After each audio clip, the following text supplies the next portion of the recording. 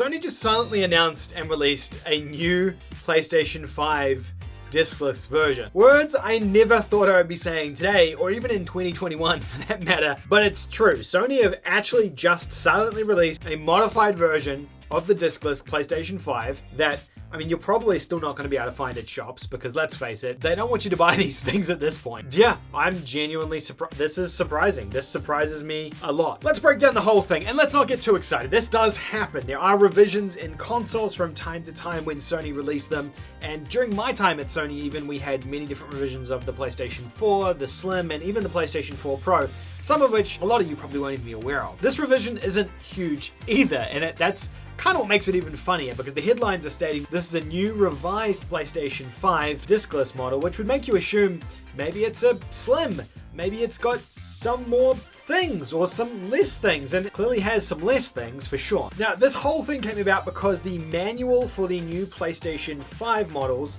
the new model code is CFI-1100B, was published onto Sony Japan's website. They do this with everything. Whenever they have a new model, they release a new sort of model number or SKU number with the slight modifications. This model here actually works out to be lighter than the previous one. It weighs around 300 grams less than the previous model. That's about 7% of the console's total weight, which I know sounds like not much, but if you've held the PlayStation 5, that's actually a fair bit of weight that it has lost. So the question kind of begs, what did they take out of this thing? What did they remove from this thing to basically remove 7% of its body weight? We actually don't know the answer to that for certain, but we do know that there is another change to this console, and that is that they've removed the screw. Well, they've added a screw as well. They've changed the screw that comes with the stand, so it's now a screw that you can use your thumb to twist in rather than one that you need a screwdriver to twist in, as it kind of obnoxiously was before.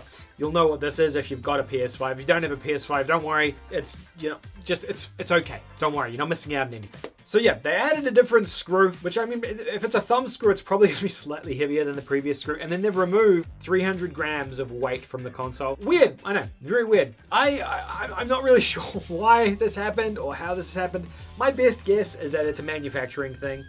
Like I said, when I worked at Sony, they had many different iterations of the Pro, for example. The Pro started with a really thick plug that used to plug into it. You know, your standard 3-prong power outlet that would go into the back of it, like you would have in a PC or something like that, or a television. And that changed to your normal Sony standard small little plug power thing. Probably something in the background here, if I could find it when editing.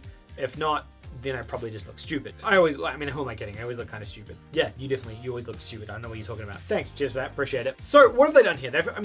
Like I said, from my example before with the change in the model number, with the plug change, I'm guessing this is they've found a better way to manufacture some of the internal parts of the PlayStation 5.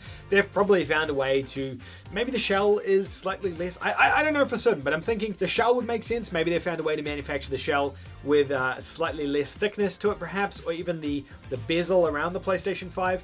It could be something as simple as that. Maybe they found a way to reduce some of the weight on the motherboard. Perhaps they had some additional internals in the original PS5s that they didn't end up using. We know that happens from time to time, especially with the PlayStation 3, which famously launched with so many additional features like an SD card reader and backwards compatibility, which were later removed and gutted from the console, which obviously freed up space in the console and obviously weight and cost. This will be the same thing. It will be reducing the cost or the overall cost of the console to manufacture, which is normal. My guess is additional weight around maybe the motherboard, or perhaps something protecting the fan, and maybe the shell of the console itself, because I think there'll probably be a fair amount of weight there. Perhaps even they change some of the internal metal parts and components to plastic. Who knows? But it is 300 grams lighter, which is apparently news that I'm talking about. Yeah, I don't know. I don't know why I made this video. Should you care? That is probably the question you're all asking yourself. And the answer is, well, no. It doesn't ultimately mean anything for you as a user. If you own a PlayStation 5 now, should you be changing to this PS5? Absolutely not. They're exactly the same. Well, apart from this one being a little bit lighter and having a slightly different screw. Should you care if you're wanting a PS5 but you're wanting the older model instead of the new one? I mean, it makes no difference. I can't see any discernible difference in terms of performance or anything here. I don't see why the performance of this console will be any different or better than the existing console. even if they have updated the parts. And like I said, this happens. This has happened with pretty much every iteration of Sony's consoles in the past, probably the same with Microsoft and Nintendo as well. I'm not super familiar with iterations on their consoles because I've never worked for them. But like I said, this is the thing that manufacturers do when they produce something in mass like this to lighten up the costs, which is all it's really about. So this new model, I guess, will be rolling out at some point. I mean, we can't buy the existing model now, so I would normally say when they run down their stock, you better pick this one up at retail, but given their stock is already never at retail, this is probably just the console you'll end up seeing if you end up buying a discless model in stores whenever you go in and buy one. Do you care? Let me know in the comment section down below. I'm sure a lot of you are going to be excited to get that thumb screw. That thumb screw is a big game changer for the PlayStation 5, and it's probably one of the features that reviewers have been saying the PS5 needed for, when it launched. I really think that now that this has been added to the PS5, we can start saying that the PS5 is a fantastic console. It's a 10 out of 10, best console ever. Yeah, I don't know if we can fault it now that it has this. I think this is going to improve on everything. All of the faults and the flaws I had with it will be fixed, is what I would say if they actually fixed all the faults and flaws with the PlayStation 5. Let me know in the comment section if you care about this. Give it a like if you'd like, and I mean, just give a like. Even if you don't like it, just give it, please, just give me a like. Why not? It helps me out. It helps you out. I mean, it does nothing for you. It's free, but it helps me out a lot. So give a like. And subscribe if you're not already subscribed. I make videos like this every other day on the channel, talking about PlayStation stuff and just having a good time. Thank you so much for watching.